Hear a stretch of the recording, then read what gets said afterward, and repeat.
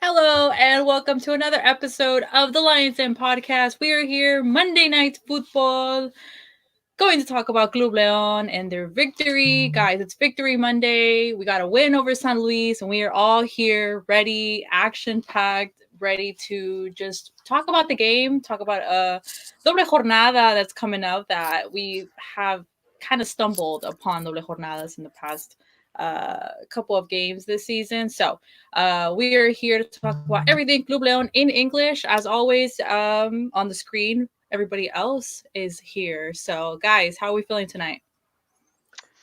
Good. Amped up. Yeah, Awesome. we're very After happy that- that we got it. After that good result, Win. yeah. Yeah. Good. Good. So we are all here ready, and so let's begin. So of course we'll be recapping what happened Saturday night in León, Guanajuato, donde la vida no vale nada. Game versus San Luis. Have an ex domador Matosas is always greatly appreciated. Before we get into the lineups, Carlos, share with us the team news prior to the León versus San Luis match. Yep. So we had two guys in our lineup who were doubtful for Saturday night's game: Fernando Navarro and Angel Mena. Both of them experienced physical discomforts during the week that I personally thought they were going to be out. But turns out, luckily for us, they both started. Secondly, Luis Montes, finally there's a date for his return. Turns out he's going to return on match day 18 against Toluca. This is according to Nacho Ambriz. I think he was given a press conference last week after practice. And then Andres Mosquera will be back sometime this weekend. I don't know if against Cruz Azul or Morelia, but he is expected to come back within the next two games. And then the big news, the news I'm pretty sure a lot of Leon fans want to hear. Jesus Martinez made contact with, what's his name? Ricardo Peláez over at Chivas, and he's discussing the preliminary talks about JJ Macias. So I'm pretty sure we'll have some more to talk about that later on in the show. Jose actually wrote an article on Twitter about all of the details regarding this news. So I'm pretty sure he has some good details for us later today. Awesome. Yes, we will have our normal JJ Macias segment as always every week. There's always something to talk about regarding JJ Macias, and we have lots of good hot stuff about JJ Macias. Obviously, Carlos mentioned it. I think the Chiva Hermanos, as soon as Peláez, sat into place, that's the first person take JJ back home. But home is Leon, so But anyways, we will discuss that further on. So to talk about the game, our starting lineup, we had Cota en goal, Navarro, Ramiro, Tecillo, center back duo, Jairo, we had Meneses, Jefecito Rodriguez, Mena, Campbell, Sosa, and JJ. Guys, what did you think about the lineup? Were you positive? Did you see any changes that we've been wanting to see?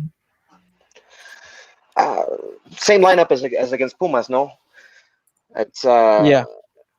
I think the biggest development was Meneses clearly growing more into that playmaking role, that management role, feeling even more comfortable with it. In terms of the lineup, pretty happy with it. I think that's pretty much with the absences that we have. That's probably what I would call the ideal, the once ideal. So, as long as the players that we can't count on or continue to be out, I would expect and hope to keep seeing that lineup. It's not without its weaknesses, especially defensively, in terms of speed and marking on the defense. But I think that's the lineup I would expect to see given the players that we had available. Anybody else? Well, I just wanted to say real quick, when I was watching the game with Louis, I kept saying, like, is Campbell playing? Because I just, really honestly, I didn't even know, because I came kind of late. So when I got there, it was kind of like, so what's the lineup? Same as last week. So it was that, and I felt that everything, pretty much. I mean, there's nothing we can do. I think we had our best defensive lineup, and that being said, I was mad that there was a fast guy. Does anybody know who the fast guy was? Because I kept telling Louis, "Who's that fast guy who's making our defenders look?" It was funny. Last week I said that San Luis did not have a single player that scared me on their roster. That they didn't have a single player that I thought could do us damage on an individual level. I can think of one. And What about the fast guy? player, well, no, that player showed up. His name is Nicolas Ibanez, and he hit us with a brace. That's the one. He hit us with a brace, and he got out in front of every single mark they tried to throw at him.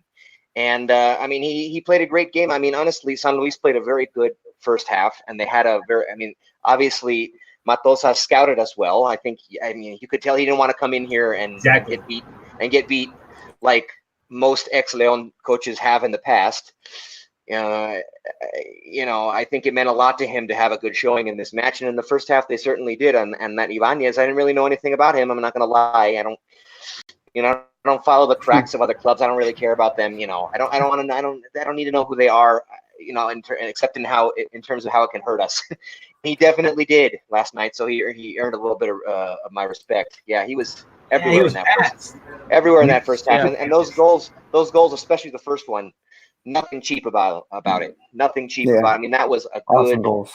Those were. I mean, you hate when they go against you, but you have to recognize. You have to recognize that. Yeah. I think in the first goal, it wasn't even. It was going. Yeah, it was going straight to Cota, and I don't know what was happening with the pitch, but everyone was. Yeah, Cota a trip, I think. Yeah, it slipped. Yeah, he slipped. In the first one. And the second one, there was nothing. Yeah, there's nothing you can do there. Yeah. Yeah, that was like my respect. That was. Yeah, I mean, the first one, yes, Cota slipped a little bit, but a header from that far out and with such precision. Yeah. I mean. Yeah. You got to give it credit. That's how you can hurt us. It turns out, and he did. Yeah, fast guy. See, fast guy.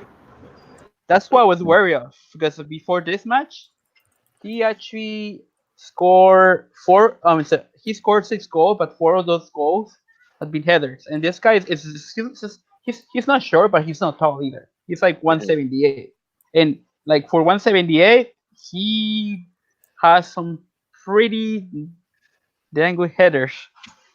Yeah, so we come to find out. Yeah, unfortunately for us. Yeah. So being down. Yeah. Go on. No, I was just gonna say if the result had been different, I would not be willing to give him such a glowing review about his play. Yeah. But since it didn't end up costing us any points, you got to recognize game. Yeah. Being down 2-1, we're kind of worrisome about, were we able to come back and jump back into the game. And at halftime, there was a substitution that was made.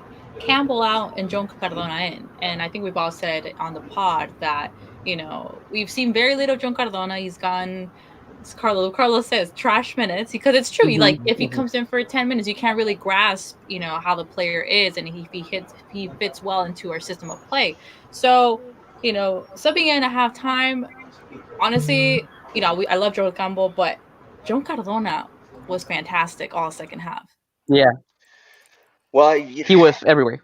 The credit to Ambriz for making a good substitution, one that completely changed the outlook of the game. I think Campbell is, in 99 times out of 100, or maybe not that much, but I think he's a better player still than Cardona, at least, from what we've seen. I think he's a more talented player, but he disappears for long stretches on the pitch. Sometimes he's brilliant, and sometimes, as Javier said, completely invisible. And and Cardona came on and was anything but invisible. Exactly. With the first important minutes that he's had in league play, and he made the most of them. And he might have, and at the very least, he's probably earned a chance to do so again. I mean, he should definitely start, and I'm not just stealing that from In Good Company's comment that he just posted, but I kept telling Louis, like, man, look at Cardona. I was very, like, I wouldn't say impressed. I was just very, like, happy that someone was doing their job, and in that position he was playing. In the first half, I kept telling Louis, we need Chapo. We need someone with that vision, because I saw so many players opening, like Macias. He would be, like, going to his right. He would be very open, but no one could see him. And I feel like if Chapo was on the field, he could have easily saw that from the corner of his eye. And I said, we need a player like that. And I feel like Cardona he could be that substitute in the meanwhile that Chapo is, hurt. But I was very happy with his performance. I think it was a total change in the game. Well, I mean, he came in and made we need that one. Instant impact. He came in and made an instant impact. Mm-hmm. And I'll say that I think Meneses had more vision today, or not today, on Saturday than we saw. I think in the Pumas game, he was just he was more concerned about manning his position and managing the game. Today, he was able to do that and also find some offense of his own. But Cardona came in and had an instant impact in where it wasn't. I mean, it just wasn't happening prior to that point. So yeah, I agree. He's earned another shot to do that. Jose, what were you gonna say? Definitely. Oh no, yeah. Sorry, I kind of lost my train of thought. But so I was just gonna say, like, he definitely can fill in Chapo's shoes, I believe, because many of the passes he was doing, like we need that player that can give us that final pass. Because we have the strikers, we have the people that can score. We just need someone to put the ball there in the area, like in places where it's dangerous. And he was excellent. Like I saw him. He started playing on the left wing. Then I will see him drift inside, and then I think like more towards the end, like the last stretch of the game, he's switching to the right wing. Mm-hmm. And like this guy was everywhere pretty much, and he tried shooting from outside the area from the center a few times, and that's something that at least I think we should be doing more.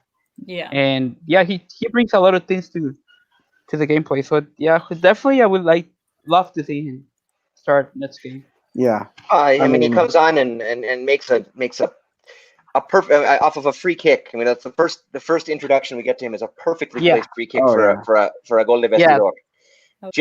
Just exactly what we needed in the moment. I mean, I've been a little bit disappointed in our pelota parada this season. Honestly, I think we've wasted a lot of good chances off pelota parada by not putting decent balls into the area. His first opportunity to take a free kick, he puts it perfectly. It couldn't have been placed any better. So I mean, talk about an immediate difference that he made. Yeah, and he contributed to both goals. The second goal, as Louis just mentioned, where he had just come into the game, and awesome cross right at Mena's head. And then the third goal, which is the goal where he was leading. The through pass for he was Sosa, leading Sosa. Yeah, and that led to the goal by Meneses. This guy has good vision. I'm hoping we can see him start one of these next two games. Yes. I think he should start against Cruz Azul because if he played the second half and I don't know, maybe he should start against Cruz Azul and Campbell against Morelia, or he should start against Cruz Azul and Morelia. But definitely he did his thing.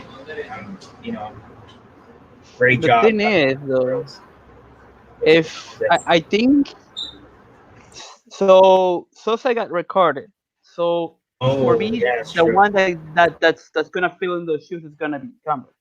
Yeah. Which I think that's where he's actually it feels more in playing a role of the second striker rather than on the wing. For me, anyway, I like him more behind Macias rather than on the wing. I feel like that's where we can use him more, and that's where he's gonna fill in the shoes for Sosa. So because we don't have anyone else right now, so. Yeah, I think I have appreciated Campbell on the wing because I think he has that type that he's very offensive, and when he needs to drop back, he drops back and recovers ball.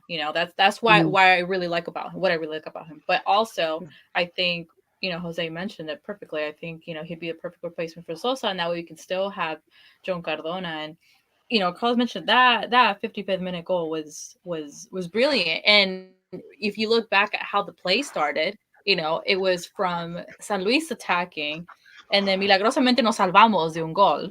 And then, Ramiro despeja, Yeah, JJ that would holds have it, been. John Cardona, and then Sosa, and it was just fantastic. That's what gave me like, okay, this is the Leon, this is the attacking Leon that we've been, wanting. This is the Leon that is Leon. Like this is what we want. This is what we want every single game. And like we mentioned in the past couple of podcasts, and Jose was frustrated because like no one was even attempting to shoot. It was those games where it was just like no one even tried to shoot at goal. Like it was just like they wanted to meterse hasta el fondo when they couldn't. And at least this game, we kind of got a little bit of that. Joe Cardona trying, Meneses finally, getting his goal.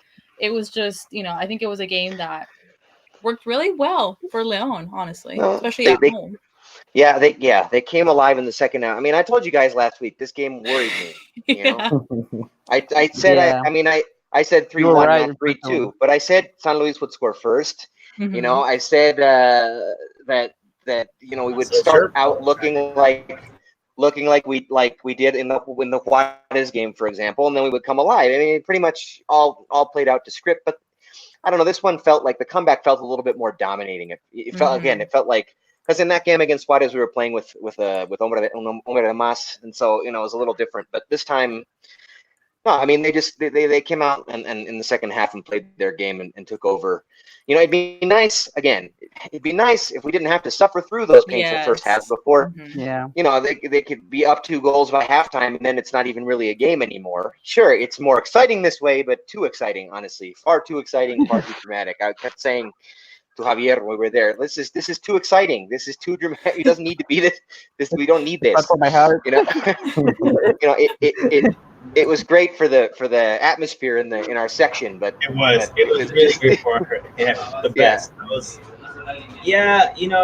was basically like we shouldn't be suffering against teams like that. Especially what San Luis had been doing in the past couple of games. I felt like. But I mean, at the same time, sometimes they have. I mean, against Veracruz, it was just kind of the same way. Where I said that time, I think we might lose this game because I just felt like the pressure of the people in the stadium. Sometimes I feel it gets to the players in a way. But that being said, no, it was a great game just because of what you said. It was the comeback, and Matosas is there, and it was a lot of. Things that were going on, and I just kept saying these are the most important 3 points I think right now because it's the tournament's about to end, and we're already in the Liguilla zone, and Necaxa won, Querétaro won, and Santos. Those teams are the ones we have to kind of like watch out for still. Yeah, we had to win. We had to win just to keep our spot, just to maintain our position. There was no way to go up. Yep. But we would have gone down probably 2 or 3 positions if we gotten anything other than a win. And we can't afford to especially at home lose points, especially against San Luis. With all the controversy with Matosas and everything, I felt that they were coming in to kind of trying to prove something, but man, it was that goal, Meneses' goal, man. I don't even know how I got so quick on my seat. I just jumped and I just started hugging everybody. I didn't know them, I was like, whatever. I'm so happy. Yeah. Good times, man. Good times. Shout out to the feeling. Yeah. Era la remontada perfecta because I think I don't know, I think it's just something that I have inside when it's like this, like, okay, Leon was 2-1 down. I'm like, we have this. Like, I wasn't like dreading it, and I think the attitude that they came out with, they were in control. So getting the early goal second half, and then el otro para just amarrar, and it was just like. I just felt like we were in control. Like I felt great. Like I felt like, this is the attitude we need. Again, what Louis said, we don't need to suffer, but I feel like it's just kind of part of it at this point this season for some reason. Yeah, it's been a story this season far more than last. I mean, last they in the regular season anyway, they just got out. They got out in front of people and they never looked back. Yeah. And as long as they keep winning, we can't really complain about how they do it, I suppose. But man, I'm just a little worried about those defensive lapses. I'm just a little worried about that.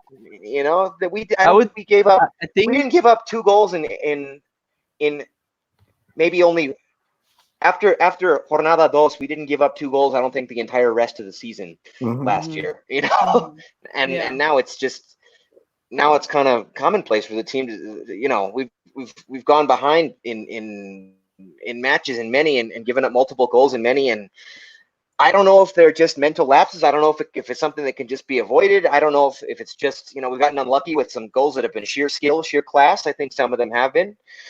But I don't know if it's part of it is we just can't stop these teams from scoring like we used to be able to, and that's a real concern in the last few matches in Liguilla coming up, I would say. And I mean, our defense line keeps getting modified, you know, Mosquera, and then switching out. And then we had, you know, Miguel Herrera, and then we had Tecillo back on his original position, and Jairo on the bench once. So it just they keep modifying it. And I think we've spoken about this a couple podcasts ago, how, you know, last season, nunca le hacemos cambio. It was just really rare when we would make a change on the defense line. And this season, it's just been moving around. And, you know, we talked about, is Jairo the best, you know, this at his position? This, I think so. Like, I don't think, you know, it just works. So. I think so too. Because otherwise, it would be Tecillo there, right? If it was Jairo. Or Osvaldo. Yeah, just or Osvaldo. At least Osvaldo was injured. Well, yeah, you're right. Regularly, it would be Osvaldo, but yeah, I like Tecillo in the center with Mosquera and Navarro on the other side. You know, I think that's a pretty solid defense right there. Yeah. I think the thing is, you have to have Jairo in the lineup somewhere, but you can't put him on the left wing because you can't take out any of the guys who are already up there. So you have to have him in there, and he's done well. I mean, he's found a new home as a wing back, fullback, but I don't know, sometimes he gets caught ball watching on defense. I have to say that about him. It's and that's led to a couple of goals. It's still not natural for him to man mark on defense. I think it's still worth it to have him in there because he creates so much havoc. He's so fast. He does so many things. You have to have him in there. He's shown that he needs a spot in the starting lineup. But I mean, it's a risk you take. But Cuddy, I think you're right. I think the continuity thing has played a role. We had so much continuity on defense last time, and it's been a little bit out of necessity, a little bit shaky this time, and so they haven't gotten into a rhythm. And I think that's part of it. But I hate the ball watching. I don't want to see that. It's bitten us, and it will continue to bite us when it really counts. So I hope they. I don't know. The season's almost over. I don't know what they can really do to fix it at this point, just in tactically speaking. But it still worries me. I don't like to see that. What do you guys think about, since we were just talking about how Sosa's going to be out for the next 2 games, what do you guys think about putting a real left back in like Osvaldo, or moving Tecillo into the left back position, and then putting Jairo as the playmaker, you know, since that's the role that he plays in La Selección. I think why not give him a chance there? That'd be great. I think because look, Luis is a double-edged sword. You know, like he's right. He does have that way of sometimes he's ball watching and then kind of going back and, you know, trying to help the defense out. But he does have that mentality where he's always trying to go forward, encarando, and I appreciate that because in the first half, that's what I was kind of looking for. You know, that what I said about Macias also in the last game against Pumas. You know, it's just the reaction mentality that people have when, you know, they're down and you know they gotta you know, think in a way where you're gonna offend all the time. And Jairo has that, but you're right. So if he goes up a little bit, then maybe that could, you know, fix the solution because Tecillo is a pretty good damn left back, really good. Wait, are you saying put Jairo in the middle with Ivan or on the wing? No, in the middle. Behind Macias? Behind Macias, yeah. Okay. Behind Macias. So Sosa's role, or Sosa's role. That'd be very interesting, man. It would be interesting. I mean, I think, I think it's an option for sure. It depends on when, if Mosquera can come back. I'm a little worried about taking Tecillo out of that center back role if Mosquera is not there, because then you know, then we got to really slow center back, and He's you better. know, it depends on that, and but it's an option. How long? I don't know. I kind of think they'll stick with the same back line and just have Campbell in there and Cardona in. The way Cardona played, I think he's going to get a shot. I really do. I think he's going to be in for Sosa. I mean, Sosa being out kind of provides the perfect opportunity for him, by even if he didn't deserve it, but he's extremely deserving of it, and this kind of provides that opportunity organically for him, I think. So I think that's probably what we're going to see. But I've been surprised before. So they could surprise me again. Yeah. I think it'd be interesting because I think adding Osvaldo back to his original position, Tecillo and either Mosquera, it would work, because then again we'd have the same numerical tactical that we had last season, where it was just Navarro going up and down, versus now it's Jairo and Navarro. So now we would have Osvaldo, Tecillo, and Mosquera, and Navarrito can just move it. But so I would feel more secure in a way. But is it risky doing that right now at this point? Well, sort of, because we're especially a double jornada, which I'm traumatized. Yeah, we're in the middle. We're in the middle. Yeah. Those were It's a key week for to us. try out in the beginning and pretemporada. You know what I mean? Like, but then again, who knows? Maybe it catch the other team off guard, because. And then plus, Osvaldo's been out for so long, so I don't know how. Yeah. How would he? Would he come back? Would he? Miss a beat? Who knows? Right. I just feel that. Yeah, there's a lot of doubt still, maybe, because what I saw was that, like, so any guy that's fast can make us look really, really bad. The fast guy look really bad. Well, I think for the next couple of games, at least the next 3 to 4 jornadas, we're gonna see the lineup be shuffled a little bit, because we're gonna have we're gonna have Sosa out for 2 games, and then we're gonna have Chapito making. Is it 2? Turn. Is it 2 games? It's 2 games, because one for the red, and then Ambris. The other one because of remember? Oh, right. Yes, of course. Yeah.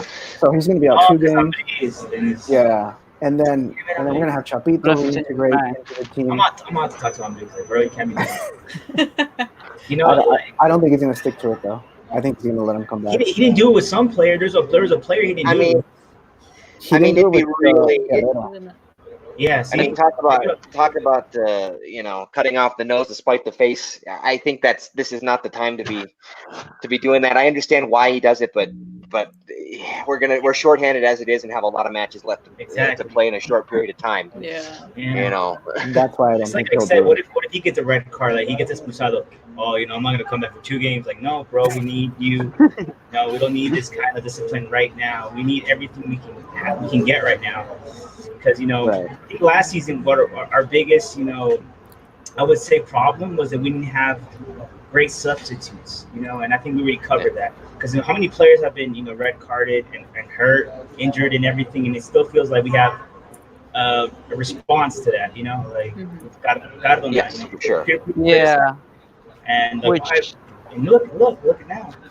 Even the fact that Sambuesa left, people were saying like, oh, see, now that Montes got injured, we shouldn't have traded, Sambuesa. But I think they did that because, really, honestly, I think overall, what's most important is the dynamic and I guess, there's rumors that maybe he was causing a little, problems in, the locker room because he wanted to start, but, Ambris felt that he wasn't, ready to start. And you can't really have that. You can't put a player's ego over the team, man.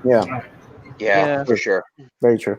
We're definitely going to see rotations. So that's why I think, if we see the regular lineup as close to regular as possible on Thursday, we definitely won't see it on Sunday. We'll see some changes for sure. For sure. And then, I think it's kind of unpredictable at this point. But I think I think that's been a story of this season, the bench that we have, and even the style of play when it looks like.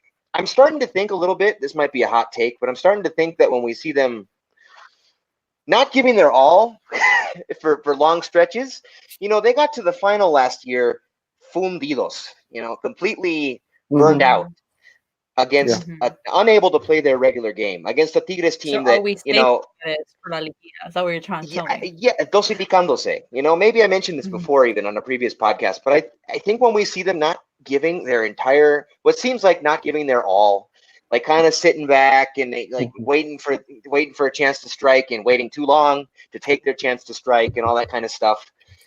They got to the final last year against the Tigres team that knows how to win finals. You know, how to get there healthy and win and do their thing. We got there and we just couldn't play our game with them. We couldn't really play as we had the entire season against them. And I think part of that was just the fatigue. You know, this is not a team that and it's been a while since they've gotten that far, and it's not used to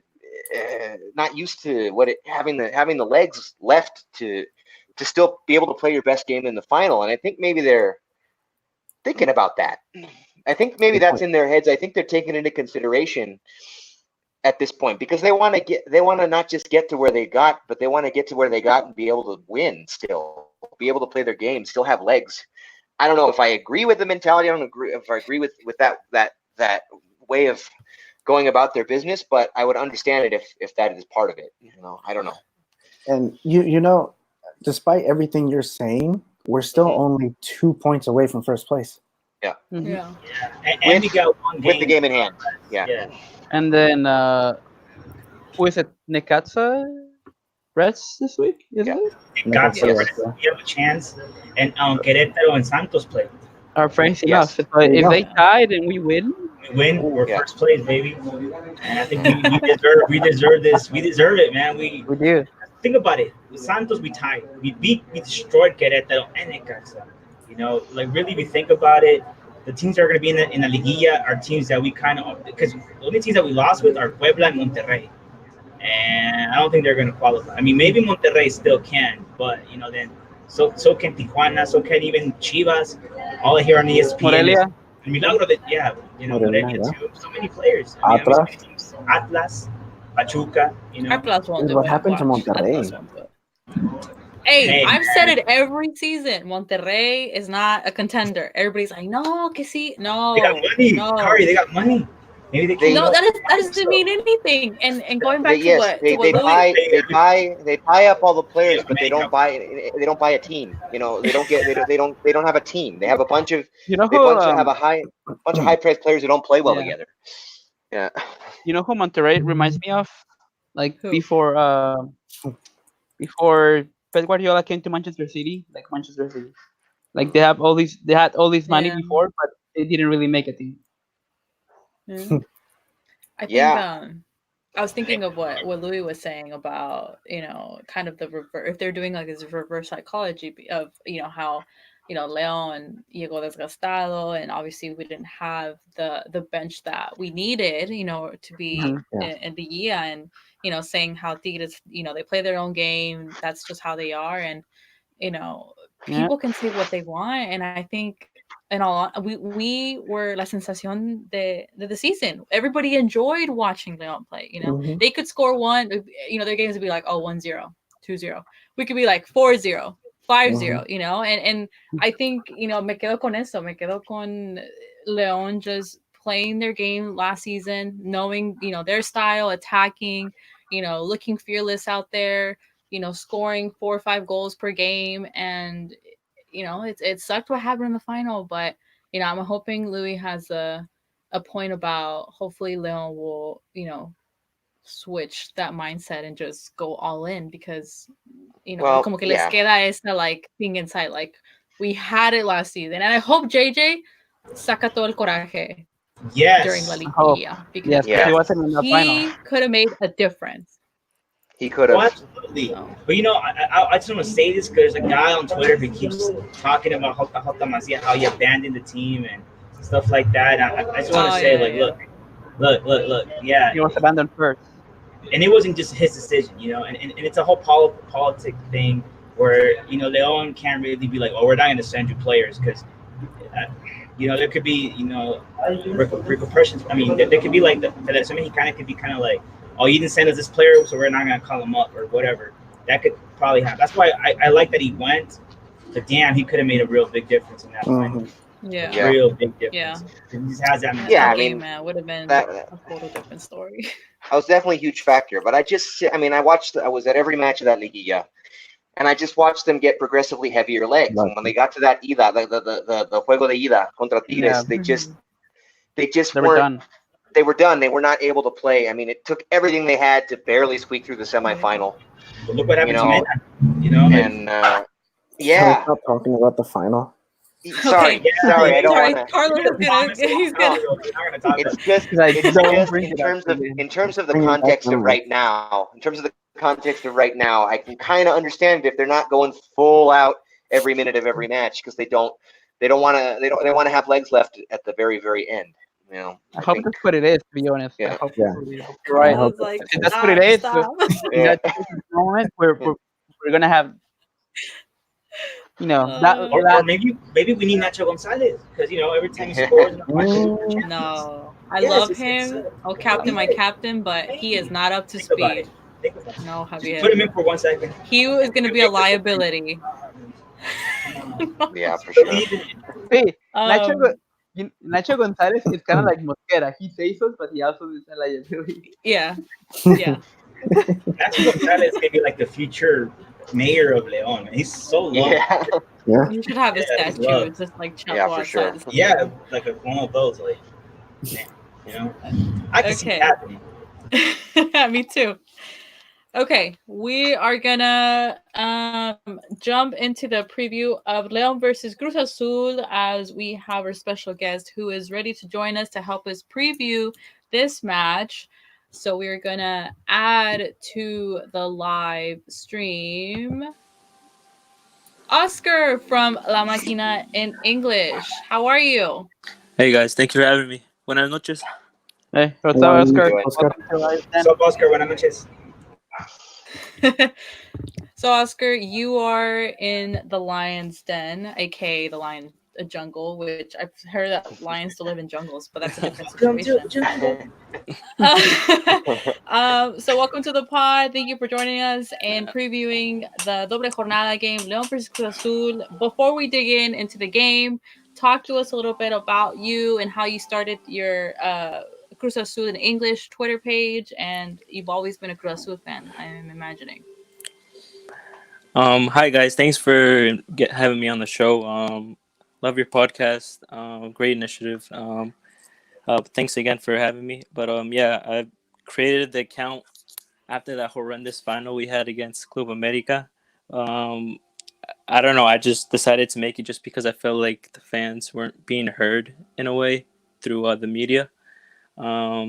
I've been going for the team as long as I can remember, passed down from generation to generation. My family, at least my dad's side from the family, because my dad's from Mexico City, and then my mom's from Guadalajara, so a little bit of tension there at times.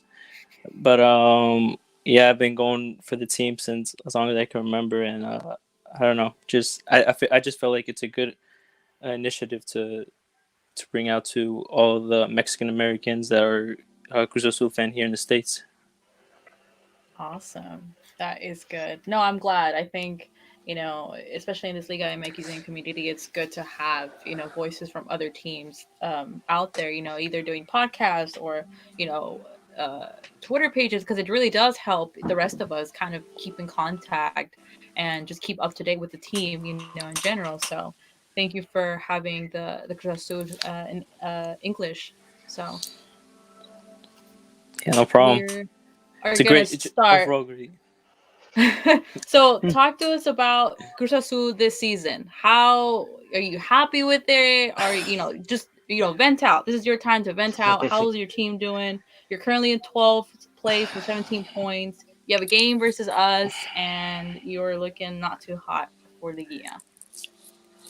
Man, I could go on for at least 8 hours, but I'm gonna try to sum it up in like 5 minutes. So basically, since the start of the season, we started out as you guys. Oh, I don't know if you guys know Pedro Caixinha. He was our manager up until I want to say the Chivas game, which was I want to say that was like round 8 maybe, or nada ocho maybe. I'm not sure when it was, but it's from there it just escalated even down further. Even if we want to count from the beginning of the season, where we weren't winning matches, we were tying a lot of games under Pedro Caixinha. There was no really progressive football being played under the Portuguese manager.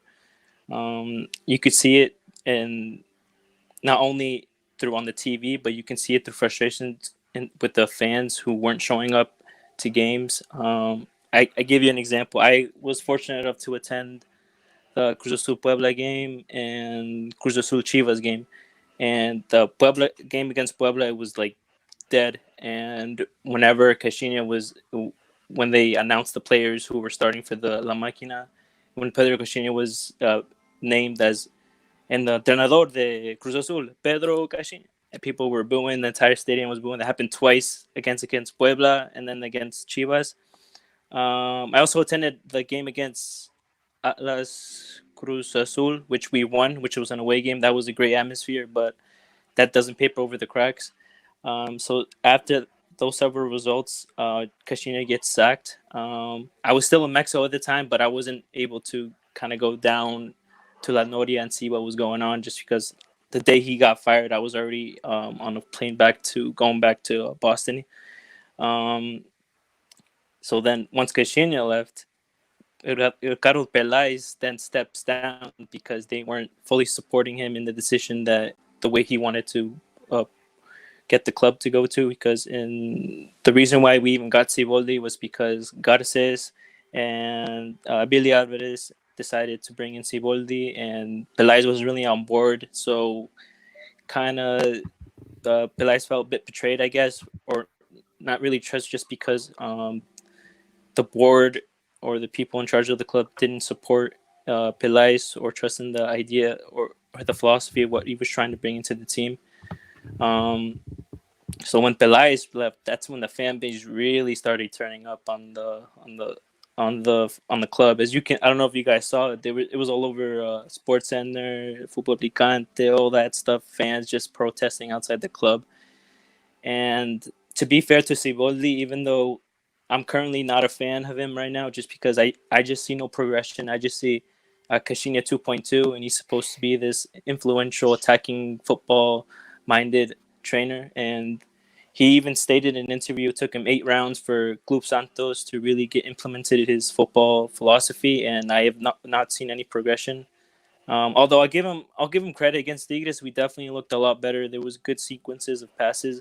But he's going to need more time, and I'm kind of running out of patience just as a fan. It's kind of depressing for me. I don't know. I just can't really get excited for the team anymore because I already know what to expect.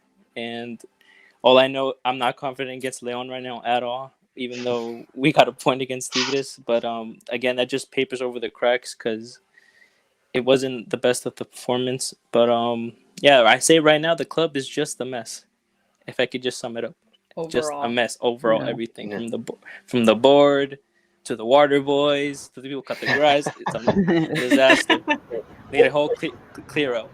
Definitely Billy Alvarez, because I'm going to be honest with you. He's not even half the person that his father was. And I think that is exactly why, I wouldn't even blame the coaches, man. I'm going to be honest. I think. Yeah, that's why I've been lenient on Siboldi. Yeah. Against Tigres, you guys had that. And it's like, it's Yeah. a mentality thing, man. It's a mentality thing.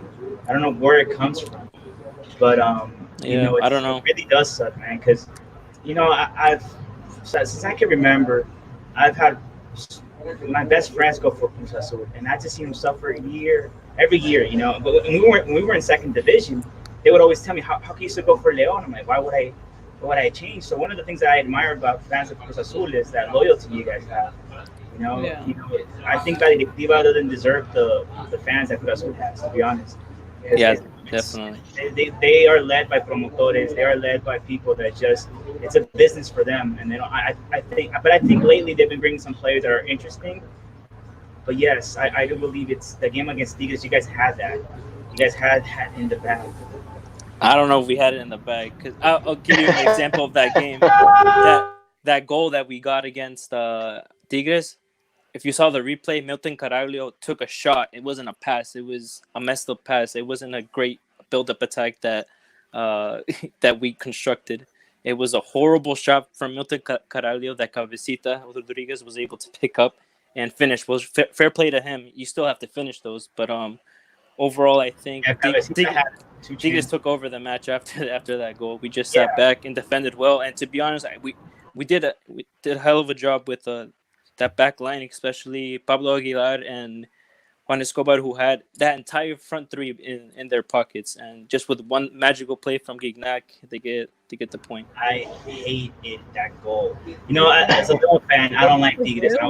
But you know, it was a golazo, but man, I was so mad. I was like, God damn it. Tigres fans too. I didn't realize how spicy they were. All of a sudden, they won a few chips and they come at you. I'm like, no way, right? I just noticed that this weekend, all these Tigres fans coming at me. I was like, oh, what's up with these guys? They're acting like they're Manchester United or something. Yeah, they are acting. There you go. That's playing that's why I don't like. I tweeted one thing. They said I tweeted. I think I said Gignac is the biggest diva, but man, he's quality. And then someone said you guys are the biggest losers, and I was like, all right, at least we're considered big in something. Oh, that's a good comeback. It is a good comeback. You can't. Oscar, Tigres will my be small team. My question for you, Oscar. Go ahead, my man. For you, Oscar, is you know, we can break down the game, the position by position, the tactics, you know, all that kind of stuff. But my question to you before any of that is, do you think the Cruz Azul players think they have anything left to play for? Do you think they're still in the hunt? Do you think they think they're still in the hunt? Are they going to go out really go for this game as if they are still in the hunt, or are they kind of like resignados? Kind of be another disappointing season, because I think, you know, even if you don't think that they played very well against Tigres, if it was the, you know, they really deserved to win, they almost did. They almost had that result. If they'd gotten the full 3 points, you know, I think we're still talking about a team that still has a shot. But to lose 2 points and to lose the result in that way, I mean, I think it would just be. I think it would be, for me, in their position, it would be kind of the dagger, the nail in the coffin, the heartbreaking way to be like, okay, you know, we're not really in this thing anymore. I don't know. That would be my point of view. I'm interested to know what you think about that. Right. So I'm gonna break it down in 2 points. One is, once you get into position in Liga MX, especially since we have this Liguilla system, once you have to rely on teams and other results, that just shows that's not a good sign. Especially if you're considered a big team, that should never happen. You should always comfortably be in that Liguilla spot. Even before Belais left, he even said one of the main objectives was to make sure Liguilla wasn't even a priority anymore. It was just a minimum requirement at a club like Cruz Azul. So for one, we're already in a bad situation to begin with that. In terms of if the players should be up for it or not, of course, in press conferences and on social media, they're going to say, vamos a pelear por todo, vamos a hasta último momento, because they have to say that. It's basic media training that they do.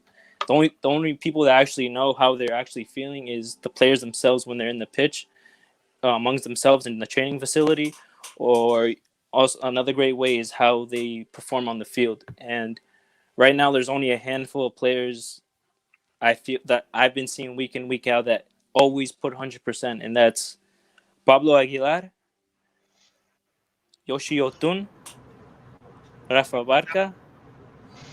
I wanted to say Chuy, but lately he's been, I don't know, he's just trying to get his check and retire soon. Just a handful of players right now that I can only think of that are actually putting it 100%. Orbelin Pineda, Alvarado.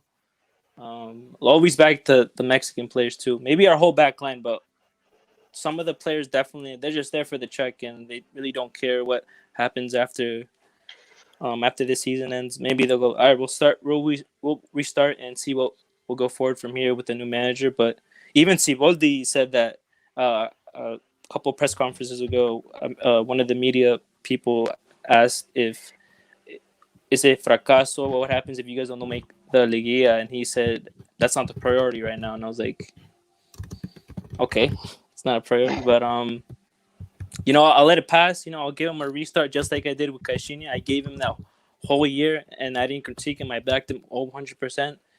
It's hard, but I'll do it. But right now, if I had to put a bet on it, I feel like the players definitely just want to get the season over. I know I just want the season over. I don't even want to go Liga, to be honest. But I mean, you beat America. That's like a championship in itself.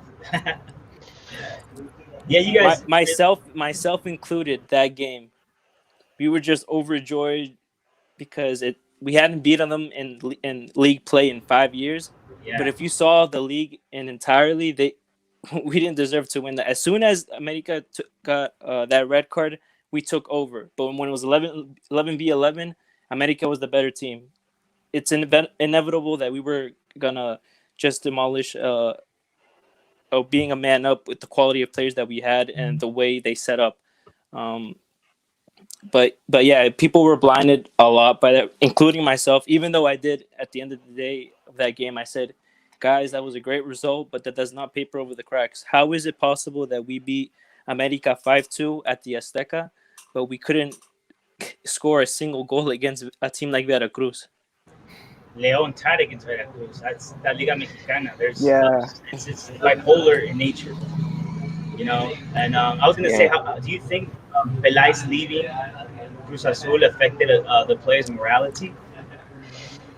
I feel like it did. Not only the players, just the whole club as a whole. Yeah, because with Peláez, there was structure. There was someone who was speaking directly to the fans every time. Like he was famously known every time before a big defeat, he would face the media and the fans. He's like, no excuses here. We weren't good enough. We have to restart. We have to be better. And he had structure. You know what I mean? He had structure and he was very transparent with the fans, that which I know I appreciated. He gave a lot of interviews and I saw all of them. And he's a knowledgeable man. He knows his track record speaks for himself. If you look what he did with America too, he's just a knowledgeable guy. And if you know his backstory,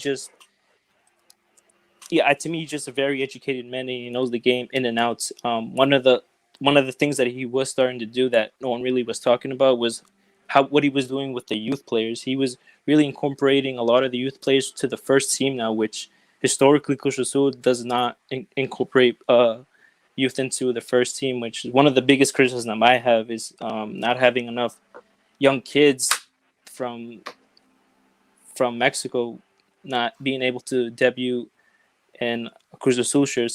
Someone perhaps maybe like me, if I ever had the chance of attending with academies and breaking through the first team, you don't see that much often. The latest player that has only been recognizable a bit is Javier Quino, but he left and then he went to Tigres. And then right now we have Gata Dominguez, who has been a good servant to the club. He still starts a lot, but I can only name two. Another famous one is Nestor Araujo. He left because Cruz Azul wouldn't give him any minutes, and look at him now. He's, in my opinion, the best center back in Mexican football.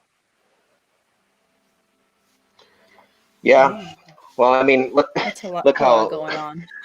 Look how Leon gave a former youth player minutes in JJ Macias, and he's become the top goal scorer in the league. You know, I think you're absolutely right about that. I think you got to take a chance on a few guys, and they will pay off big time for you if you do. Especially it's the attitude from the youth players. They just know what it means to play for. I was going to just say that club. You do want players de la cantera because they feel the suffering of the fans. That's what I always said. I wish for a day where León can play with muchos canteranos de León, because it's who else but people that are from your city, that go for your team to represent you. I think I saw a tweet from someone, and I made a clear point saying, there has to be a development de la cantera to have fullbacks, like center backs. Like we always have to rely on, these foreigners, and it'd be good, like, Javier was saying, have, at least someone in every position. And imagine if we had like two center backs, like from León, from la cantera, striving every single season. Like, it's the dream. Yeah, that's a whole nother topic with the Mexican football, just the whole structure of the youth systems. I know there's been a lot of talks with the lack of academies and I guess facilities for youth players to be educated into the game. Obviously, money also plays an impact. I know a couple cousins of mine in Mexico who have friends in the academies, but and I always see a similarity between the players who are in these prestigious academies, like let's say Club America, Chivas, even Cruz Azul over there. I don't want to say well-off kids, but they're definitely not poor. But it's just overall, and then not only that, it has to do with the coaches too. I don't think enough Mexican coaches seek, I guess, other opportunities of philosophies of soccer outside of Mexico, which I think is a big problem. Just like right now, I was just finishing watching the U17, the Club World Cup, Mexico versus what was it? Paraguay, yeah. And I seen this coach with during the qualifiers, and I just see no football philosophy, and he takes out one of the players who has the most first team minutes, Efrain Alvarez, in the 55th minute, who you can just see his maturity on the field. It surpasses all the players there, but I don't know. That's just one of the problems, in my opinion, too. Yeah.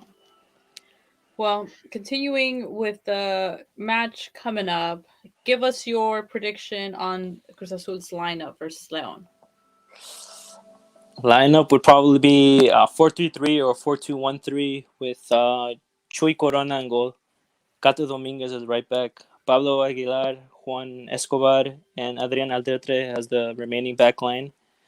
The midfield might be tricky just because Yoshi Otun, our Peru international, suffered a hamstring injury, so it's a good chance he could come back, but I wouldn't risk it. I wouldn't risk that injury just because it can just develop into a worse situation, and especially like I mentioned back, do the players really want to get into the Liga or do they just want to restart? That'd be up to the coach, but it'll probably be Javier Salas, who just came back from injury, and then up top, I'm assuming it's going to be Milton Caraglio and Orbelin Pineda and Roberto Alvarado. Sorry. So you're gonna sit down, Cabecita? Oh no, Cabecita too. Sorry. Oh, okay. He starts. I think it was off. Okay. What do you guys think, Leon? Same as last time? I think we'll see. Same as last time. Sorry. I think Sosa can't play. Except for Sosa, I think on Thursday the same, except Campbell as Cardona in for Sosa. That's what I think. Okay. Yeah, I agree. The same. It said Campbell on Sosa's place, and then Cardona on the left wing, and everyone else should be the same. Hopefully, Yabro doesn't start. But No, please don't. Oscar wants him to start, but no, we don't want him to start. We want him to Yeah. But To be honest, it doesn't matter who you start. I'm not even confident. We don't have a striker right now. Our striker right now is 2 goals in the whole campaign. Our top scorers is Cabecita Rodriguez, who started to hit form once Caixinha has left, and then our second top scorer is a center back, which is Pablo Aguilar. So I think you guys don't have much to worry about up there, unless Cabecita is going to try to dribble through everyone, which he'll try, but it's not going to work, especially an established team like Leon. Yeah. So where do you see your team's biggest weakness in terms of the plantel you guys have? I say our striker. Yeah. I feel like our back line is solid. Pablo Aguilar and Juan Escobar, Adrian Aldrete, Cato Dominguez. It's a very solid back line on paper, but with Caixinha, I know our team was on the defensive end. We were really solid. We were the best defensive team for a while with him, and then it started to drift down a little bit once Siboldi came because I want to say he focuses more on, I guess, more attacking minded, even though it doesn't look like on the field it looks like they're attacking much. But hey, you guys have a quality front line. JJ Macias, Mena. The list goes on. I'm worried about that. I'm worried more about this game in terms of goals being scored than I was against America. And this is a very important game for Cruz Azul because it's die, man. You guys got to die for these points because You guys are up. You guys can still make it to La Liguilla if you guys just win all your games. But that's easier said than Yeah, done. that's up to A the long players shot. though. Who knows if they're going to be? It's ultimately it's down to the players now. They're either Ciboli's either try to I want to say continue implementing his football philosophy into this team, and with that, mistakes are gonna happen because they have to test it in league play. So they're not gonna. I don't know. It's complicated. I don't see us winning all 3 games, but I don't know. It's complicated. It's hard to predict right now. I have no idea what to predict. Like when I did the Eagle Eye podcast with the guys from like Ivan and Christian, I said I don't see us winning at all, and then we ended up winning. And I was you should if you see I'm the entire podcast. I'm like, nah, guys, we're gonna get destroyed. I'm not confident at all, and then boom, we win. So that this Thursday game could be the same thing. True that. I hope Yeah. not, but I hope not. it could. It could. You're right. It could. But Leon hasn't done well in these double-jornadas. That's my thing. Like That's our anything worries can too happen. about this. At least I hope not as But- bad as with America by 1. That would completely destroy you. Yeah, I think we should be worrying about this Cruz Azul game more than the Morelia game for many reasons. But Morelia's playing. Yeah. Morelia's decent this they've year. been I didn't playing expect great. it. Yeah. But Yeah. I think on paper, Cruz Azul should be in La Liguilla. It's just, it just didn't We happen can't this have a season. liguilla without Cruz Azul. It just wouldn't be as. I mean, imagine Liguilla and not Cruz Azul. Like, I mean, I'm talking about rating wise. Like. Oh yeah, that's another thing about rating. Going for Cruz Azul and Monterrey to make it to La Liguilla just for the ratings. But it's interesting. It's an interesting torneo. We have Necaxa, Querétaro on top. And Mhm. All these lower tier teams are stepping up. Yes, it's been a season of lower tier teams, which is nice to see. I like to see that. Yeah. Yeah, I like to see that because it proves all those Even people up the that underdogs, Monterrey right? is going to be champions because they got money. No, not really. You're starting to see that it's the quality of how the players are playing with the idea of the coach kind of mixed together over money. Like money can Yeah. get you good players, but that doesn't mean they're going to work well together and understand your coach's tactical way of playing. So I'm happy for Querétaro because Bucetich is over here in Leon. Making wonders over there. Yeah, they destroyed us in Querétaro. Really bad. That was a bad game. Yeah. So, Yeah. Oscar, Well, that was why. before... Sorry. Oh. That was why I asked you about whether you think the players show up, because if they don't get the win today, it's. I mean, you could say for them. You could argue that it is, but if they don't get anything, if they get anything other than a win today, then it definitely is. So that's why I asked you that question. If you think they're still going to be fighting for it or not, because if they don't get the result next time, they don't really have anything to play for but pride. Exactly. Exactly. Hey, but Oscar, real quick, Oscar, I just want to say one thing. This whole thing about Cruz Azul not being campeón since 1997, it's going to be over very soon because I believe in La Maldición, and I believe Tigre has it now. They just lost a final with was it the Leagues Cup against Cruz Azul, right? You guys beat them. There you go. Yeah, but they don't care. That's different though. Tigres never cared about international competitions. Just look how they treat They've never won one. the CONCACAF champions. Yeah, but I'm just saying that they got the curse now. Now you guys soon will be champions. I appreciate the kind words, but the infrastructure is not there. Just Oscar's like, no, Javier, this is the reality. I'm living it. I've been living it. At this point, it's just you just support. I'm just supporting the team. Leaving the market cards. Whether it's buying all this Joma stuff, which I hate them. I hate the brand, but I buy it. I bought a bunch of stuff. Well, I'm gonna continue buying that's stuff. San Firma though. That's San Firma. Yeah, we hate Pirma. No, some of your Pirma stuff is nice. I have my jerseys get destroyed when I watch them. I hate Pirma. Do they really? Yeah, dude. Yeah. Serious. Maybe you watch them really hard. Because I have a Gallito Vasquez one. Because other than like being a hard die Cruz Azul fan, I just really support any hardworking, established Mexican players, and Players. after Yeah. after Yeah, Mexican it's, play, it's a beast.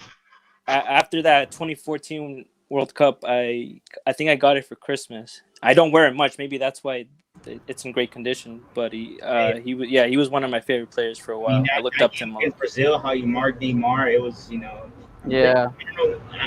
Not even that. The entire group stage, he was It was on point.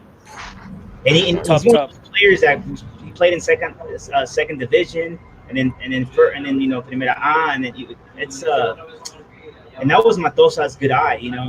I know he's right now controversial when it comes to picking players to bring to his team, but that was a good one, Gallito Vasquez. If you saw him in Celaya, he's like, I want him to play with my Leon, and I mean, I wish he could come back. To be honest with Leon, he's just very loved over here too. Yeah, I Yeah, said I would last love year I to wanted see I that. wanted Cruz Azul to buy him, but since Pelaez is gone, we're gonna probably get some unestablished South American player. It's been like $15 million on him. Exactly. Sounds about right. Oscar.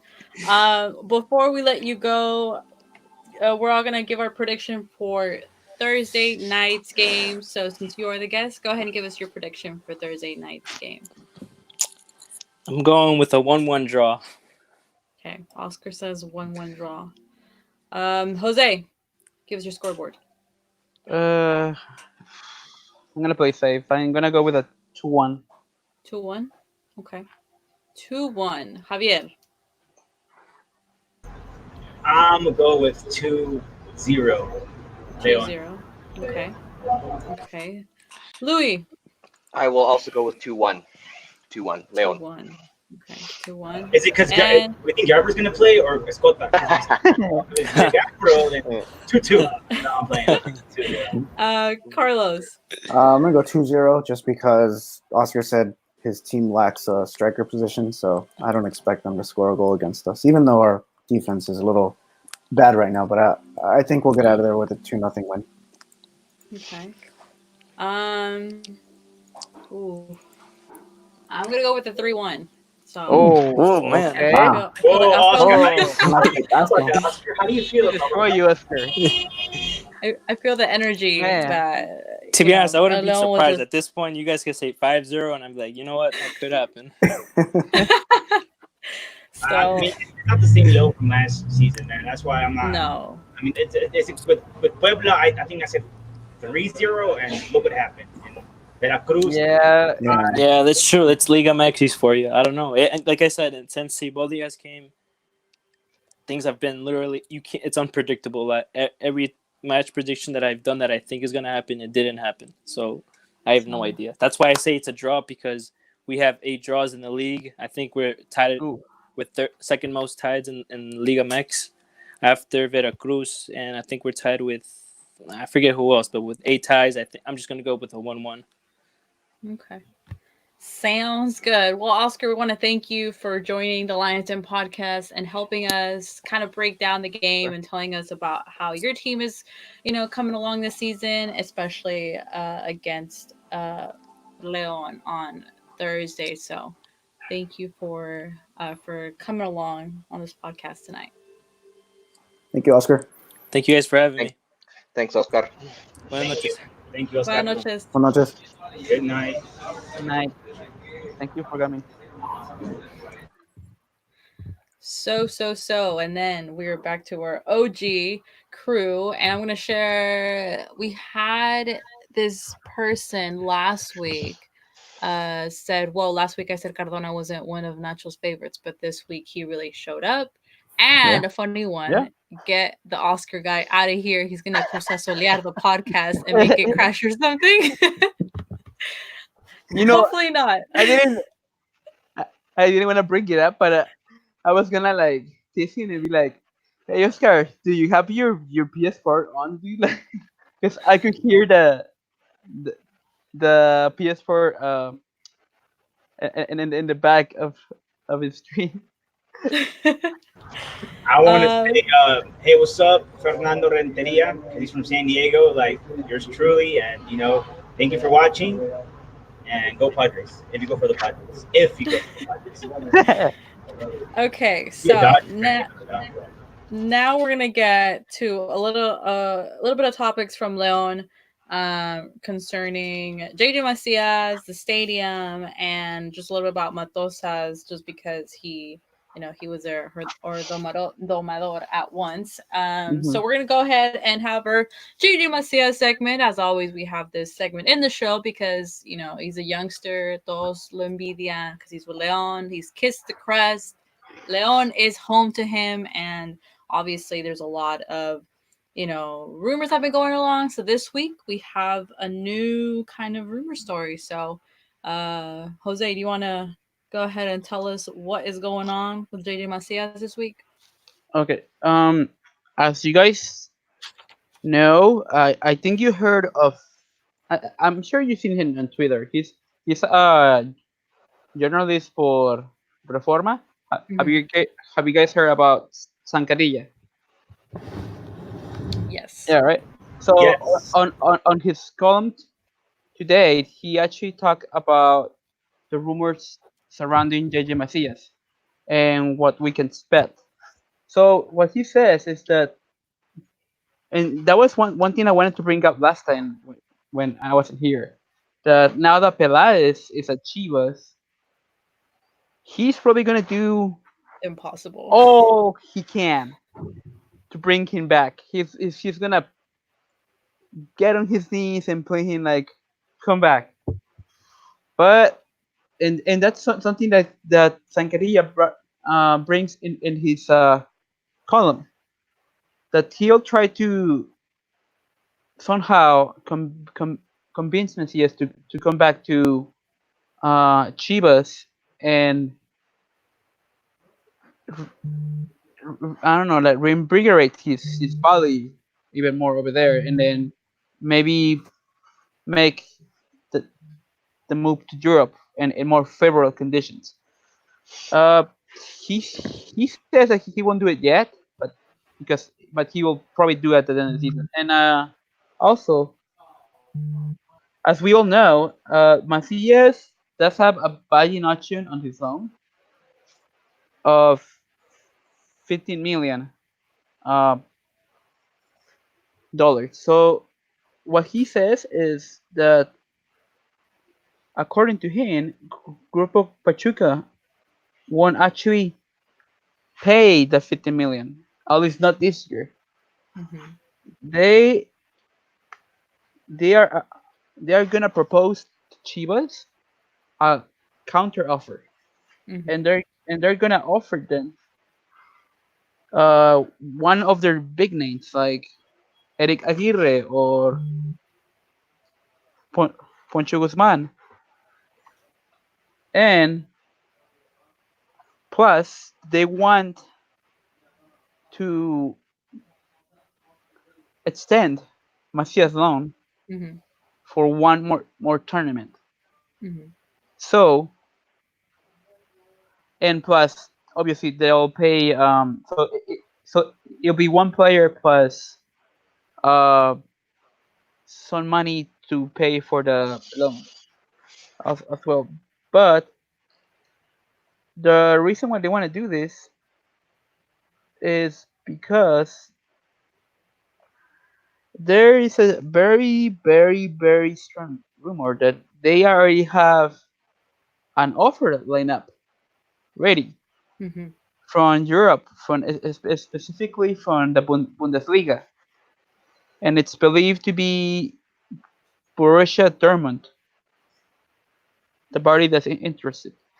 So what they want to do is get him on another loan, then promise one player, then on the summer when the big European clubs usually splash the most money, get him then.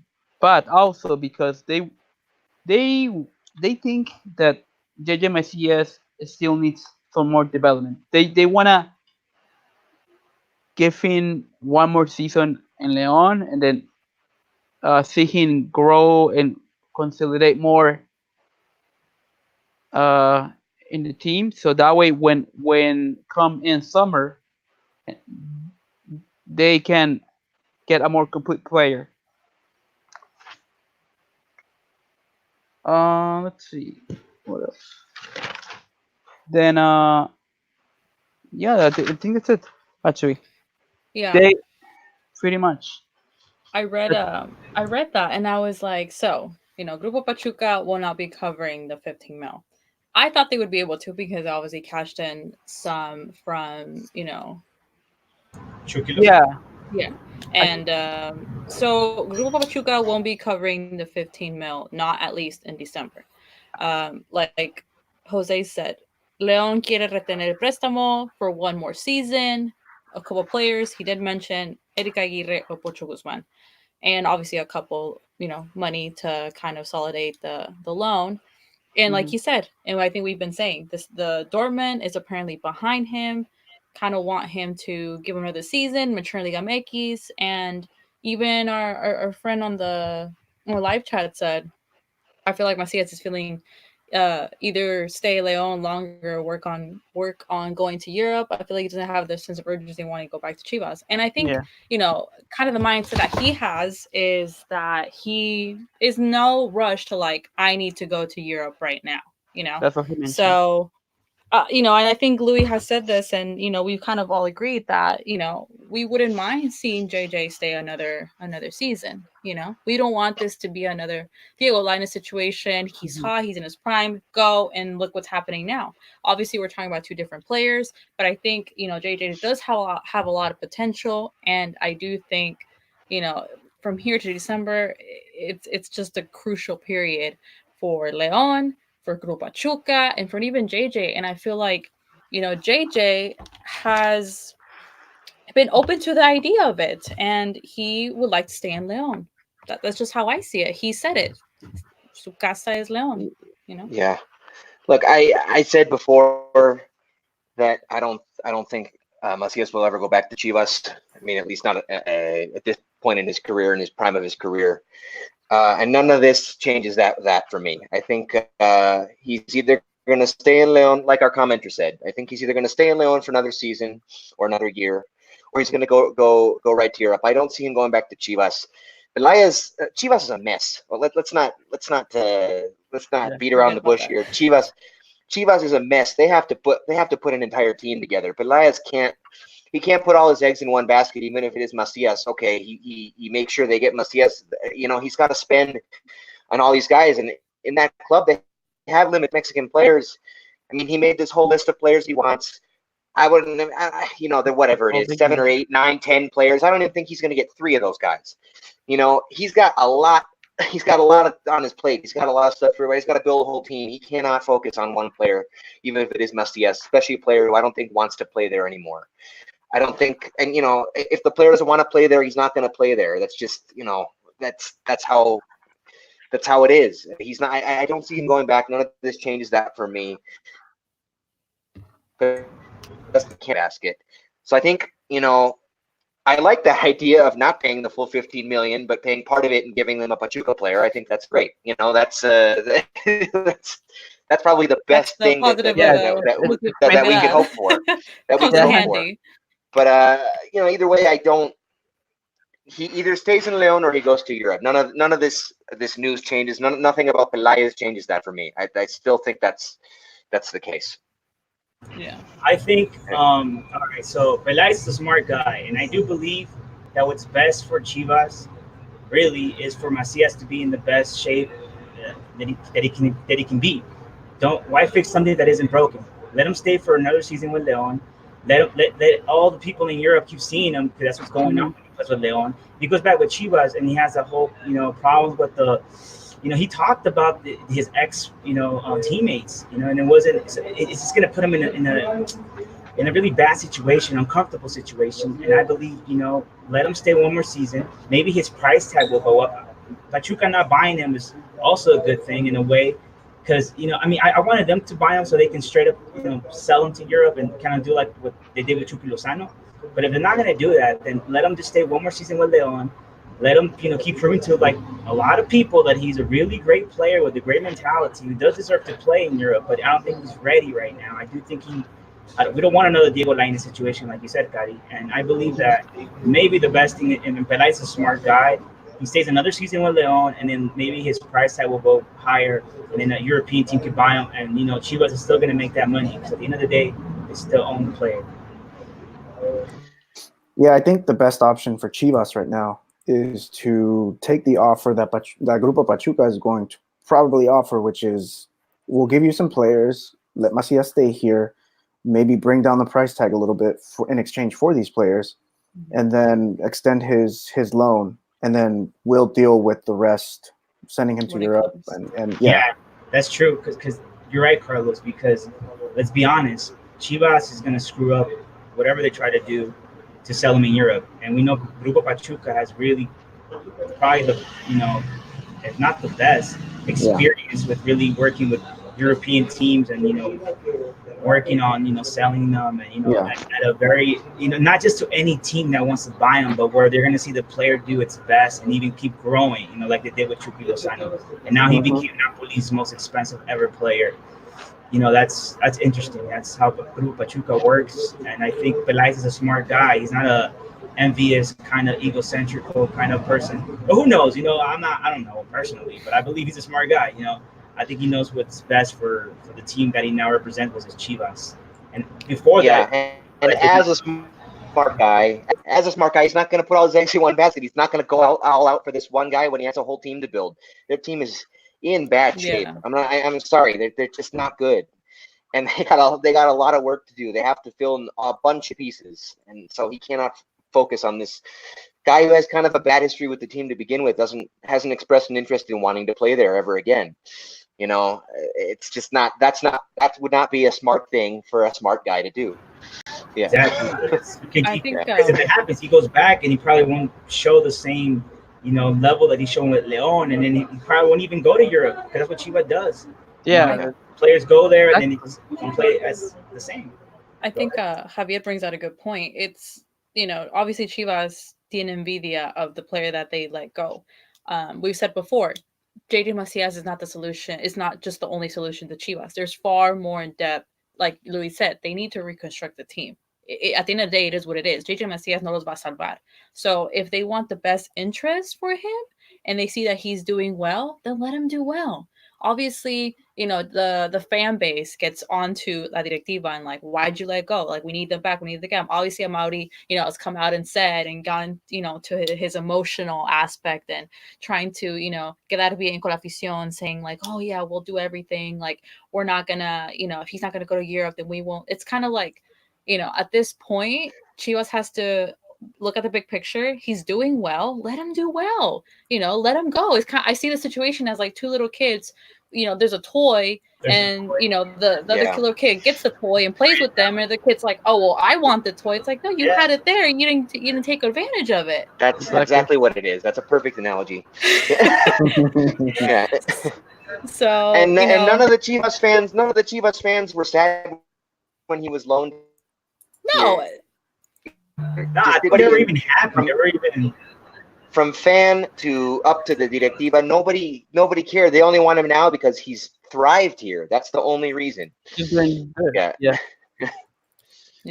It is what it is. Our friend Fernando on the live chat said, "Do any of you think Peláez might take a strong push and bring Macias back?" Yeah, I mean that's that we already knew that. That's the first thing that all the Chivas fan base was like, "Oh, so you're gonna get us this guy back?" But we already know how it's gonna end.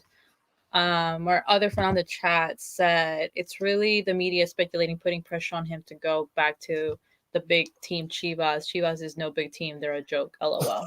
I mean, agree. Yeah, he's not wrong. I mean, I don't think it's a fantasy. It's an illusion to keep calling them a big team right at the moment. I mean, this is going to be what since they controversially won that title, they haven't made another Liguilla. You cannot go 5 straight. You cannot go 5 straight Liguillas without making it and call yourself a big team. I'm sorry. Yeah, I mean, this team is going to go through some serious reconstruction. Tena's only there till the end of the season. After that, who's going to take over? Plus, you have to reconstruct the team. And apparently, Diego Alonso. I think I mean, in that way, I don't it know might if be that's going the in best a good direction. option. I love Leo I don't Alonso whenever he either. was in Pachuca, but I don't think he's Chivas' answer. You don't need no. But anyway, let's just stop talking about Chivas. They need a miracle. Yeah. Louis, quickly touch on the stadium chaos that came out that again this year. That oh my god, we're gonna lose a stadium again. So, Well, quickly you know, sum up that situation. yeah, I follow pretty much every, not just Leon page that you can follow, but newspapers and media. This happened whenever it was, a year and a half ago. The same exact situation. We're going to have to give the stadium back to its rightful owner, and the same like shock value headlines came out. The same exact situation, and then nothing happened. You know, and I talked to my people here who are like, you know, because I hadn't seen this before. When it came up last time, I'm like, is this something we need to be worried about? And like, nah, no va a pasar nada, and no pasó nada. You know, it's the same exact. You know, people want to report on this like it's an enormously a precarious situation. Like it's a really truly precarious situation. In 5 days, we could be without a stadium. You know, this same exact thing happened, and nothing happened then. I don't see anything happening now. They don't have anything of substance to report on, so the only way they're going to get people to read about this is by having very scary headlines. You know, look, man, we have a problem down here. You know, there's a lot of journalists that scare the hell out of people. That's why we had really bad traffic like 4 days ago, because they said we didn't have any gasoline. I don't want to, Oh, yeah. yes, But because yeah. of Well, that, somebody died, man, because of the panic. Oh, It's the same kind of panic. This is no different from that situation. Yeah, that was very we irresponsible. we had a real desabasto, you know, back in January. That really happened, and That's in then January. and then Which was someone hell. reported it was completely false. And I mean, you should have seen the Periódico lines in the AM. gasolineras here. The Was them. compras de pánico. The compras de pánico were no joke, and it was for no reason at all. no reason. That's the reason they keep reporting this way, because the people believe it. You know. Yeah. It sucks. Journalism practice down here sucks, because Periódico AM are the ones that did it, and they're not just like a small periódico. They have a lot of people reading them, so it's very unfortunate, you know, what headlines can be, because it just confuses people and it gives them. You're right, Louis. The whole stadium thing, people were talking about. Oh, so what's gonna happen? Where are we gonna play? You know, stuff like that. I'm just like, this happened like a year ago, and I think 2 years ago. You know, it's the same thing over and over. Same. I mean, you know, no matter what happens, I don't see any way that Leon will be forced out of that stadium until their new stadium is ready. I do not see that happening. They will, you know, if Martinez said they have not talked to Cermeño, that they don't even know him, that they have a rental plan in place that's good until 2022, and that the municipio and the state have said it will be respected, and they don't have to. I mean, that's as far as they need to go with it. But Exactly. you know, beyond that, I don't see, if it comes to a point where they have to negotiate to keep playing in the stadium, they will do so. I don't see any way that, even if they are not the true owners of the team, if the club is not the owner of the stadium, they will find a way to continue to play there until their own stadium is ready. I have no doubt in my mind about that. Yeah, I mean, worst case scenario, we'll go play in a Corregidora in Querétaro or something. But you're right. I don't think we have anything to worry about. And hopefully they build that stadium quick, because I was talking to you, Louis. We really need a new stadium, because people. Yeah, well, we need a new bathroom. stadium. We need a new stadium for other reasons, for infrastructure reasons, and modern, you know, for the sake of modernness, and you know, just the way that other stadiums in the country are compared to ours. I mean, it doesn't hold up anymore in terms of amenities. But that's a whole completely different issue. I know. Yeah. See how. So we're gonna quickly touch on two topics and then give a prediction from the Morelia game, because we've talked through the whole thing. Quickly, Meneses possible fine of 42,000 pesos because of his T-shirt. When he scored a goal, he lifted his T-shirt. Apparently in La Liga MX. Do what? Did Nico Castillo get the same fine? Yeah, I think not. the same. He did. I haven't seen anything about Better, Nico. Nico did it too. No, he did the same thing. Oh, okay. So apparently Liga MX está prohibido enviar mensajes políticos, religiosos, yes. So yeah, for me his message wasn't political. I mean, I think it was within the guide. I saw it as within the guidelines. I think the only reason they're thinking of it as political is because of the current situation in Chile. If he'd worn the same shirt at any other time, I don't think anybody would have thought anything of it. Oh, he's just proud of being Chileno. You know, now because of the situation that's going on there, you know, it's being looked at in a different way. But I don't think it's truly a political message. I really don't.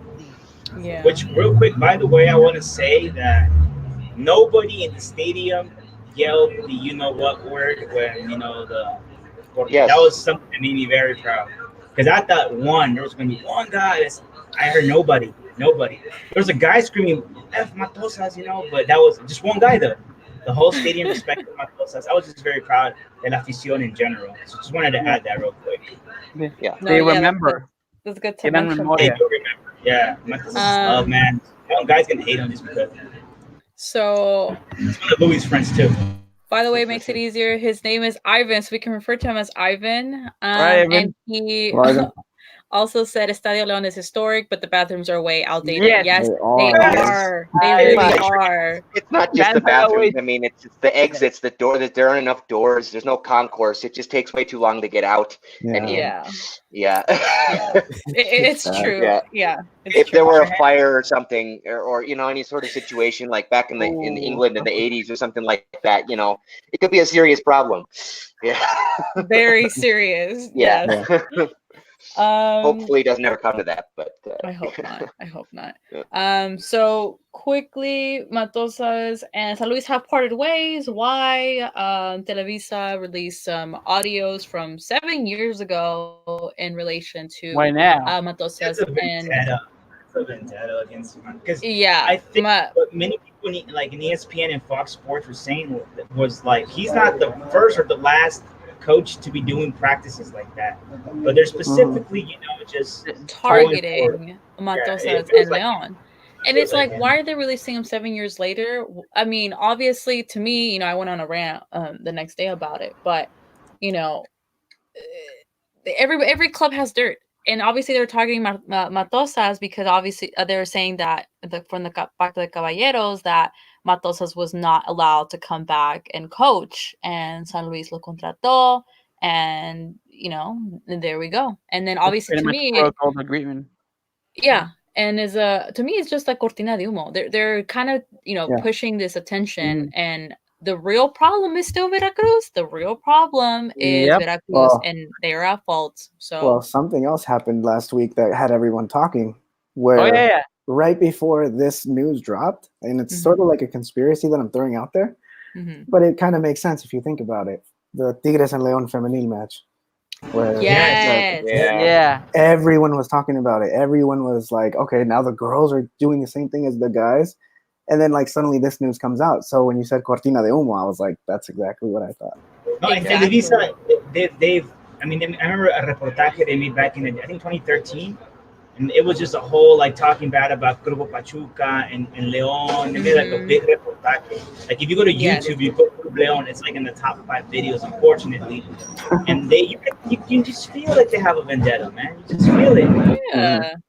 Yeah. No, what happened in Femenil, I was just the way she stood up and celebrated. It's to me, it's like, how can you do that? Like, I mean, it makes sense, right? Exactly. Like she tried to help you, and then they score and you celebrate. Like, no, that's not right. I wasn't sure. You get up like nothing.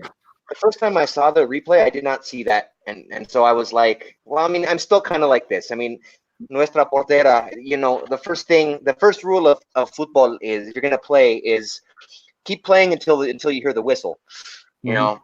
So but then I saw that the supposedly injured player got up right away and ran over to celebrate with her teammates, and I was like, that's just despicable. Dirty. So in their DNA as Tigres, you know what I mean? Like, it's just more bad press against Tigres. But then you're right, Carlos. Now no one's talking about it. Now people are talking about Matosas. Yeah. Now as soon as the Matosas tape come out, that's it. That's it. Yeah. And I mean, obviously, talk about it. He said, "I'm gonna talk to my lawyers," and then you'll get a response. And the next thing you know, he's not the coach. He never did.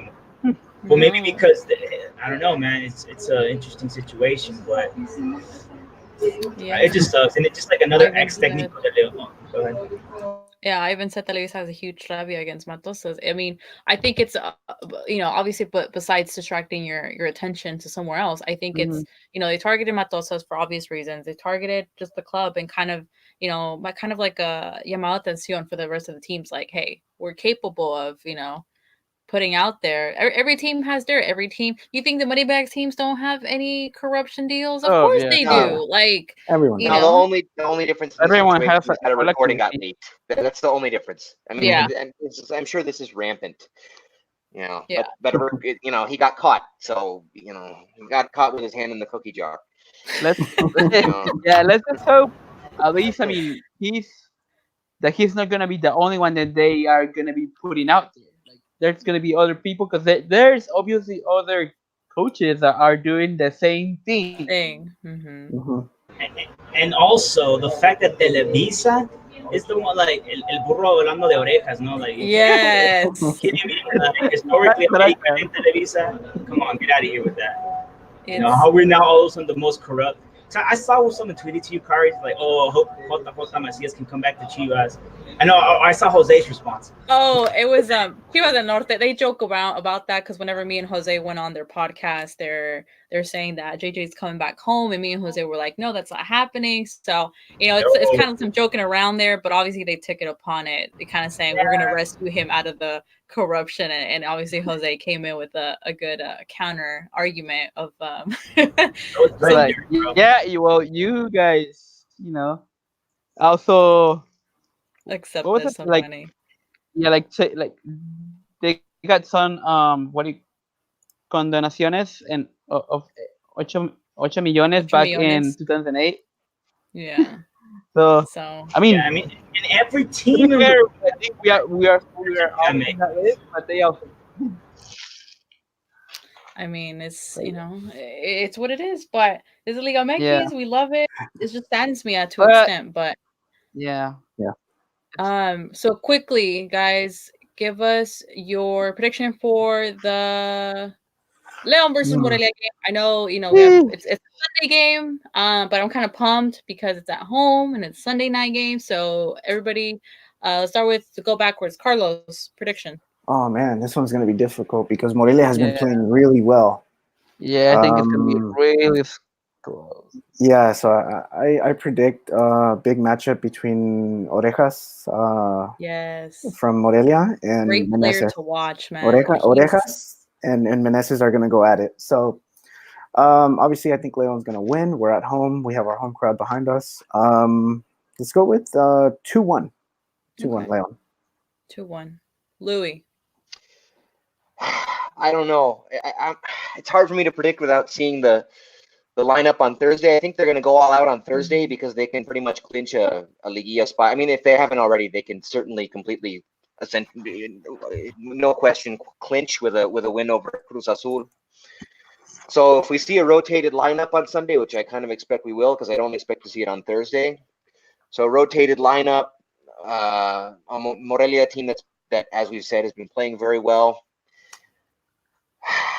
I think I'm gonna go controversially with a 2-2 draw. 2-2 draw. Interesting. At home on Sunday. Yeah. Interesting. Win at Cruz Azul, draw against Morelia. But I think that 4 points out of the double-jornada, especially with as close as we are to clasificación, I think that's okay. I think that's pretty good. Yeah. Javier. I think it's gonna be very similar, not similar like strategically against like San Luis, but I think it's gonna end the same 3-2. I just think 2-0 with Cruz Azul, 3-2 with Morelia. Morelia plays good. Yeah. I was very surprised that they let go of Torrente, but because they're also playing all right with Torrente, but sorry about the noise. But yeah, I believe it's going to be a good game because Morelia does play. I like how they play. I'm not, there's teams that you don't like how they play. There's teams that you feel they play good, and I think that's Morelia's one of them. 3-2. Jose. Javier, you read my mind. That's what I was thinking. I do it all the time, bro. I do it all the time. You're the legendary. Yeah, I think it's going to be a high scoring game, and it's going to be the ida y vuelta. Yeah. I was gonna say 3-2 as well, just because Morelia, the way they play, I think it's gonna be a high scoring game. If I'm being ambitious, 4-2, just to rematar, at home on Sunday. But I mean, Morelia, they tied against Santos, and I was watching that game, and Carlos has said, I mean, Orejas is fantastic to watch. He's a really good player. So we need to watch out for him, Sansores and Ferreira. So I think it's going to be a good matchup. Obviously, like Louis said, we kind of need to see how Leon comes out, especially lineup wise versus Cruz Azul. But obviously, we're doing this pod Monday, so we'll see. And on the chat, Ivan said 2-1 Leon. Fernando said 2-1 Leon wins. Also, Ivan said that whole Cortina de Humo wouldn't Liga MX get a huge fine or sanction for responsibility for allowing Veracruz to allow their issues to happen. No. They get away with everything. Who knows? I mean, it's just a joke. Conspiracy, bro. I blame the Illuminati. It's a joke, man. Like, it's a joke. Liga MX is a joke. Liga MX is a joke. I love it. The only reason why I still follow is because of Leon. Otherwise, I would have left a long time ago. Yeah. So León is coming to el cierre del torneo, obviously with a double-jornada, which has haunted us this season, but we're hoping that this week León definitely bounced back. Louis, at least, he stated getting at least 4 points out of the 6. Obviously, we want 6 points because I think, it'd be just making a statement, especially this season, and we can definitely come out on top. Thank you guys for joining us on Monday Night Football on the Lions Den podcast. Everybody on the chat that joined us today, Chango Loco, he said at the beginning of the show that Matosas gone from San Luis. In good company, as always, Fernando Renteria. And Ivan, thank you guys for joining on the live chat, helping us kind of, mellow the things out throughout the Leon all week. Carlos, Louis, Jose, Javier, we are out of here, and we will see you guys on next week's episode of the Lions Den podcast, which we will come back to give you guys a recap on the doble jornada week that Leon had. Hopefully, Victory Monday, right? So, yeah, thank you guys. Hopefully. Will be Victory Monday. Yeah. Hopefully. Fernando said, great podcast, guys. Keep it up. Thank you. Thank you guys. Thanks for watching. Ivan. Thank you, See guys. you guys next week. Same time next week. Bye, guys. Adios.